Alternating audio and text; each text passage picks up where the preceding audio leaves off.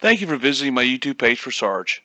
Sarge is a 1978 CJ5 Basic, narrow track with a 258 inline 6-cylinder with a Carter 1-barrel carburetor, rear AMC 20, and a front Data 30 axle.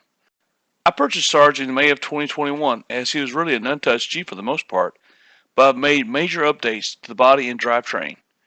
I used core seal on the frame and axles to turn rust into metal, then painted it black.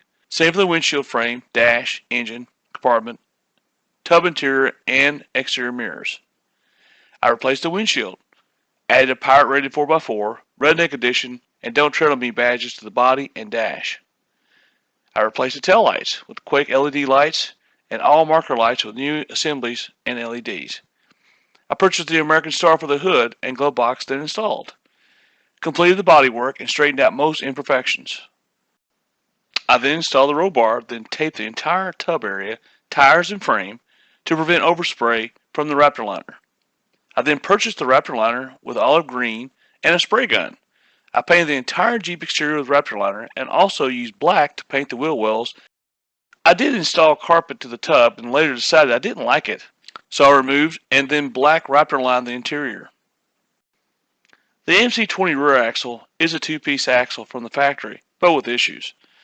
So I replaced the two-piece axle setup with a one-piece axle kit from Yukon. I then installed an Eaton True Track for increased traction. The Dana 30 front axle was fine, but I also installed an Eaton True Track for increased traction there as well.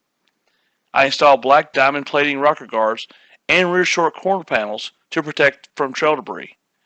I installed best top seats and saved the original back seat. I replaced the aged steering column with a GM column with tilt wheel and then replaced the shifter and transfer case knobs and boots. Had a custom rear steel bumper built and mounted my spare tire. Installed KC highlights on the front bumper. Installed a best top super top with doors. Purchased and installed Rhino shackle hitch receivers on the front bumper, welding and secured via bolt to the frame. This gives me a recovery point on the front. Removed and reinstalled an entirely new fuel system with new tank, lines, and filters. Then rebuilt the Carter HF carburetor. I've said it before and I'll say it again. Sarge is not a Rubicon, but he's closer to the original than a Rubicon, and I believe has more character.